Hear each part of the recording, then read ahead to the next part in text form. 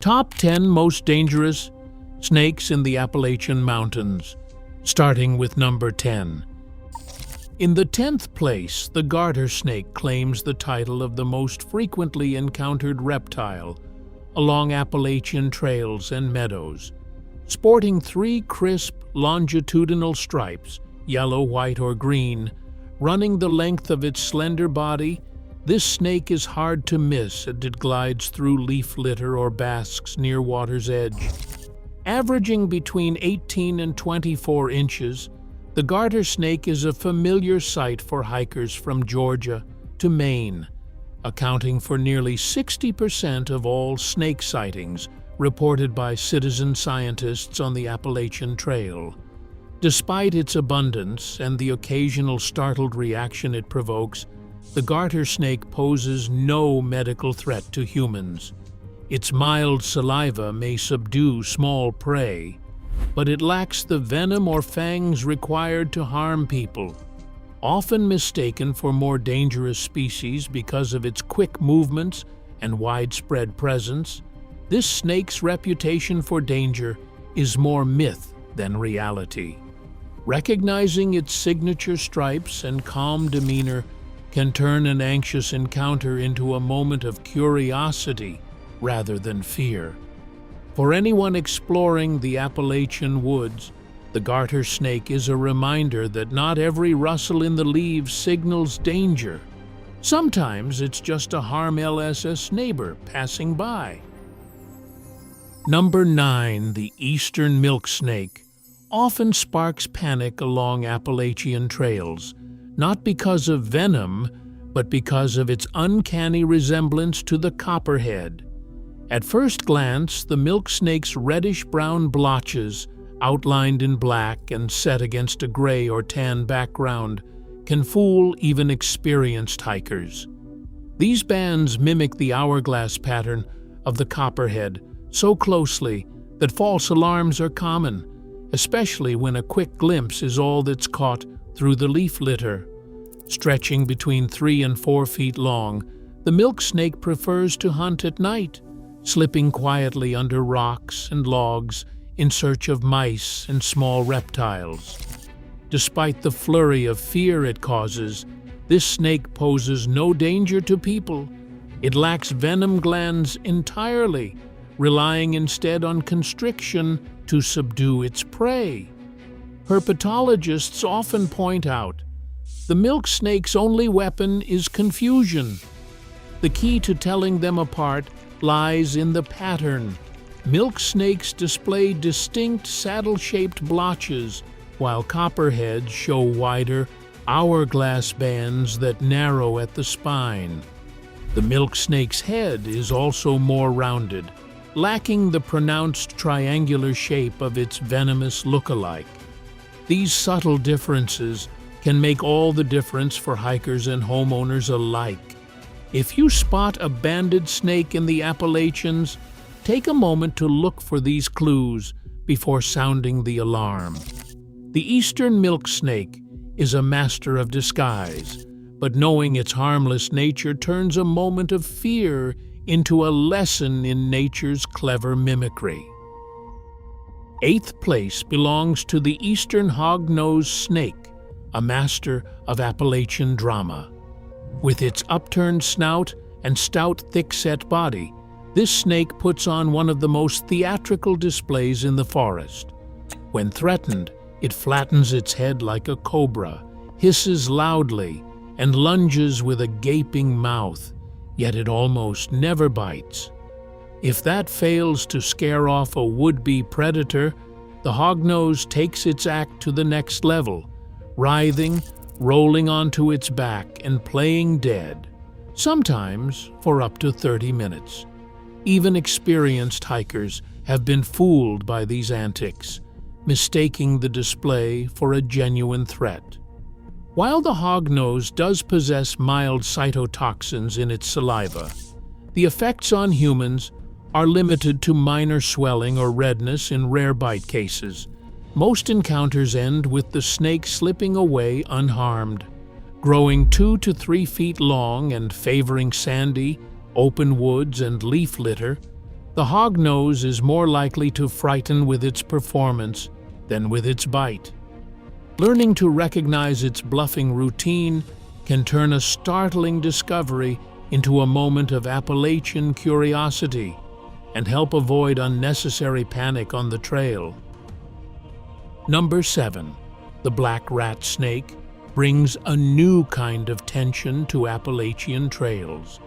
Stretching up to 6 feet in length, this glossy coal-black constrictor is impossible to ignore when it drapes across a sun-warmed boulder or scales the side of a weathered shelter. Unlike the smaller, subtler snakes found earlier on the list, the black rat snake commands attention through sheer size and a bold attitude. Although harmless in terms of venom, its defensive behavior can rattle even seasoned hikers.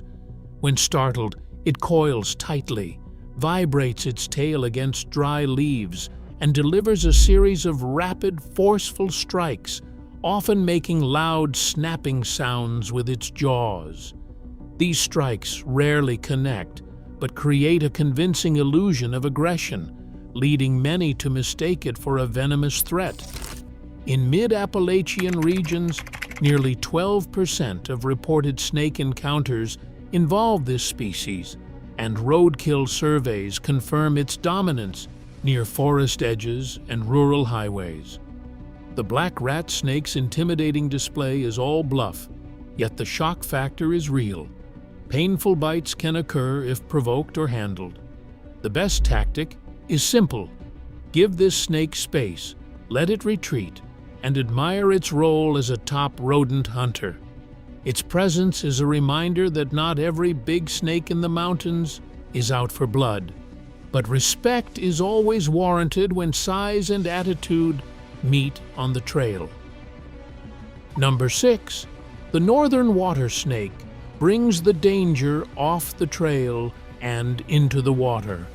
Found along rocky streams, lake shores, and slow-moving rivers from Georgia up through New England, this robust snake measures 2 to 4 feet long and sports dark, banded patterns on its back with a lighter belly streaked in reddish or brownish tones. Its favorite haunts are sunny rocks and submerged logs, where it basks or waits to ambush fish and amphibians. The northern water snake is notorious for its aggressive defense. When startled, it coils, flattens its head, and opens its mouth wide, revealing a startling white interior. This bluff, paired with a rapid retreat or even a brief chase, often leads hikers and swimmers to mistake it for the far more dangerous cottonmouth or water moccasin. Unlike its venomous cousin, the northern water snake relies on speed and intimidation, not venom. Its bite can be painful and may bleed freely due to mild anticoagulants in its saliva, but it poses no lasting medical threat. If bitten, the best response is to clean the wound thoroughly to prevent infection. Field logs from Appalachian stream crossings report frequent encounters in late spring and summer, especially where overhanging branches meet shallow water. Learning to distinguish this species, look for the round pupils and the absence of a heat-sensing pit, can prevent unnecessary panic and help keep both people and snakes safe. In the world of Appalachian waterways, the northern water snake is a bold defender, not a hidden killer. Number 5. The pygmy rattlesnake proves that danger in the Appalachians doesn't always come in large packages. Measuring just 12 to 18 inches, this compact predator blends seamlessly into leaf litter and pine needles along the southern stretches of the Appalachian Trail. What makes the pygmy rattlesnake particularly treacherous is its nearly silent rattle, a faint insect-like buzz that often goes unnoticed until it's far too late. Hikers and campers may overlook this snake entirely, mistaking its small size and muted warning for harmlessness. Yet, the venom it delivers is hemotoxic, capable of causing significant pain, swelling, and tissue damage. Medical case studies document that even minor bites can require antivenom, with recovery stretching into weeks for those who delay treatment. Unlike its larger rattlesnake relatives, the pygmy rattlesnake rarely announces itself with a dramatic shake. Instead, its defense is subtle, relying on camouflage and a quick strike if threatened. Acoustic research confirms that the pygmy's rattle produces sound frequencies lower in volume but higher in rate than other rattlesnakes, making it especially easy to miss in the underbrush. The presence of this snake in the southern Appalachians serves as a stark reminder. In these mountains, it's not always the biggest snake that poses the greatest risk. Size offers no guarantee of safety, and a careful step is often the best defense. Number 4. The eastern diamondback rattlesnake stands as a symbol of raw power and caution along the southern edge of the Appalachian foothills. Weighing in as the largest rattlesnake in North America, this species can reach lengths of 4 to 5 feet, with some rare giants stretching even farther. Its unmistakable diamond-shaped dorsal patterns, outlined in bold black on a background of dusty gray or olive, set it apart from every other snake in the region. But it is not just size or looks that make the eastern diamondback notorious. The real danger lies in its venom, a potent hemotoxin with an LD 50 near 0.05 milligrams per kilogram, capable of causing rapid tissue destruction, swelling, and severe systemic effects. In clinical emergencies, a bite from this snake can demand 4 to 6 vials of antivenom just to stabilize symptoms, with more required for severe envenomations. Encounters are rare but not impossible, especially for hikers and hunters traversing sandy pine flatwoods and scrubby habitats at the southern fringe of the Appalachians, particularly in southern Georgia and Alabama. The overlap with popular hiking corridors, though limited, means that a moment's inattention can lead to a high-stakes medical crisis. Unlike smaller rattlesnakes, the eastern diamondback's rattle is loud and unmistakable, but its natural camouflage makes it nearly invisible in leaf litter and underbrush. Experts urge anyone in its range to watch for the distinctive diamond pattern and to back away at the first warning sound. While the eastern diamondback's range does not extend deep into the heart of the Appalachian Mountains, its reputation for danger is well earned. It is a reminder that in these southern wildlands, size and venom can combine into a threat that demands respect and quick action if the worst happens. Coming to the top 3, the cottonmouth, better known as the water moccasin, patrols the swampy lowlands and tangled streams of the southern Appalachians with a reputation built on both fact and folklore. Stretching 3 to 4 feet long, this thick-bodied viper is instantly recognizable when it throws open its jaws to reveal a stark, white mouth, a warning display that gave rise to its famous name. Hikers and kayakers crossing cypress sloughs or muddy riverbanks in Georgia and Alabama sometimes find their routes overlapping with this snake's aquatic domain. Cottonmouths are notorious for their bold defense. When threatened, they stand their ground, coil tightly, and gape menacingly, sometimes even advancing toward intruders. This behavior, more aggressive than most Appalachian snakes, has fueled stories since the Civil War era, when soldiers stationed along southern rivers sent home letters describing water moccasins lurking in the shallows. A bite from a cottonmouth delivers potent cytotoxic venom, capable of rapid tissue destruction and severe swelling. While fatalities are rare with modern antivenom, a serious envenomation can require 3 or more vials to halt the damage. Immediate first aid means immobilizing the limb, washing the wound, and seeking emergency care, never cutting or sucking the bite. Most cottonmouth incidents occur when people wade into murky water or reach into brush along the river's edge, where camouflage and stillness make these snakes nearly invisible. The real danger lies in surprise encounters. A step too close, a hand in the wrong place, and the cottonmouth's defense turns from display to strike. In the southern Appalachian wetlands, respect for the water moccasin is more than a matter of folklore. It's a lesson written in every white-mouthed warning. Number 2, the eastern copperhead is the Appalachian's most incident-prone venomous snake, a master of camouflage with a reputation that far outweighs its bite's actual lethality.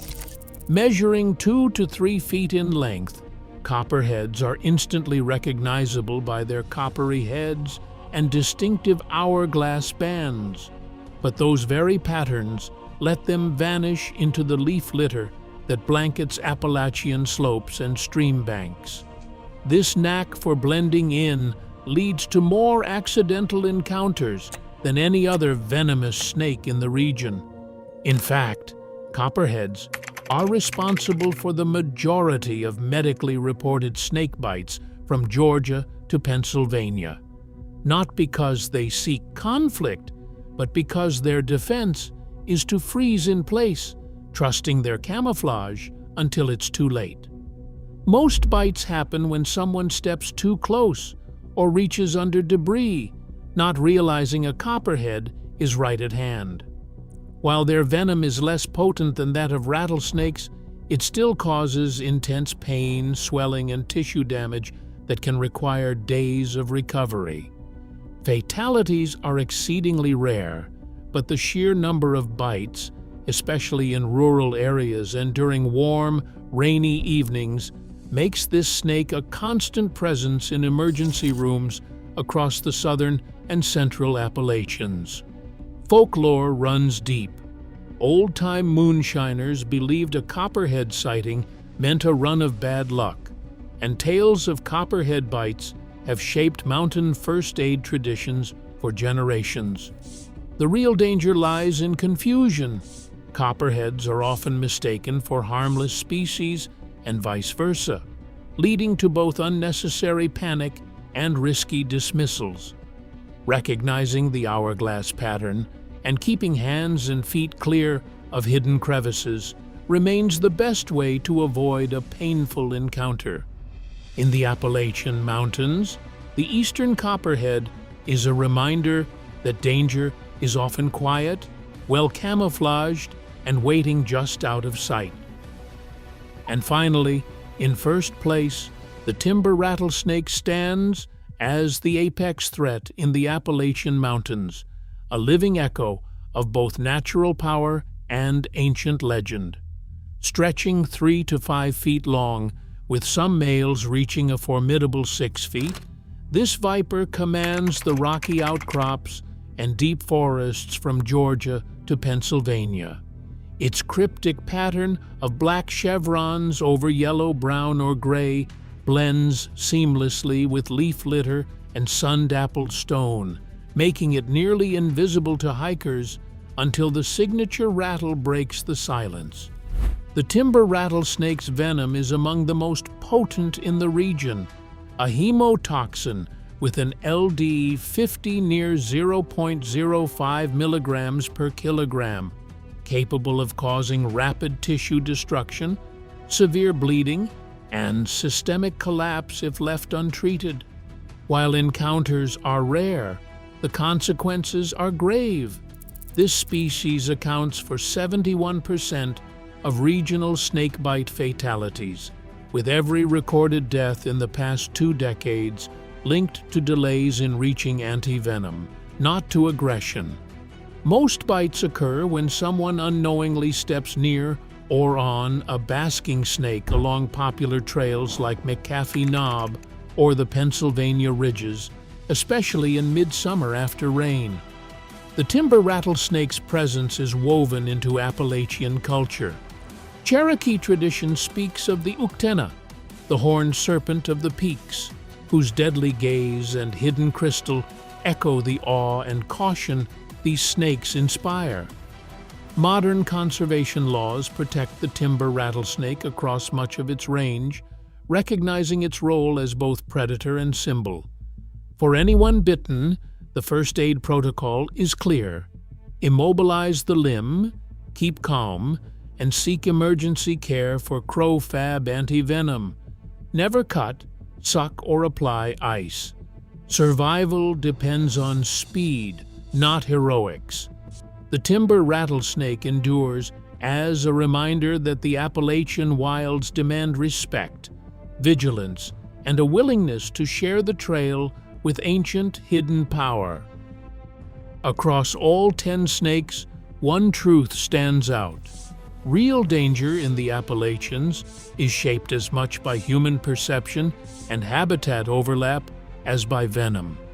Every encounter is a lesson in awareness, not just fear. These snakes remind us nature's risks are rarely obvious, and the wild is always closer than we think. Which snake surprised you most? Let us know in the comments below.